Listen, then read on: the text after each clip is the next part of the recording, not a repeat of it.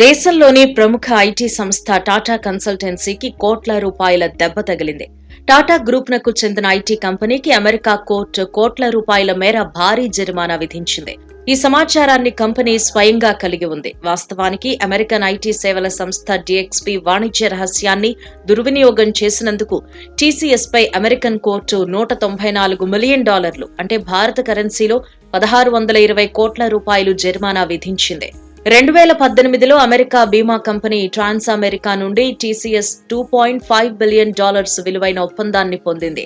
ఈ ఒప్పందం ప్రకారం ట్రాన్స్ అమెరికాకు చెందిన 10 మిలియన్ల మంది వినియోగదారులకు ఒకే ప్లాట్ఫామ్లో అన్ని సౌకర్యాలు అందించాలి. గతేడాది జూన్లో ఈ డీల్ రద్దయింది. ఆర్థిక పరిస్థితులు సరిగా లేకపోవటం వల్ల ఈ డీల్ రద్దయింది. అయితే కోర్టు నిర్ణయాన్ని సవాల్ చేసేందుకు తమకు బలమైన ఆధారాలున్నాయని భారతీయ ఐటీ కంపెనీ టీసీఎస్ చెబుతోంది. జిల్లా కోర్టు నిర్ణయాన్ని సముచిత న్యాయస్థానంలో సవాల్ చేసి రివ్యూ పిటిషన్ వేయబోతున్నట్లు టీసీఎస్ తెలిపింది.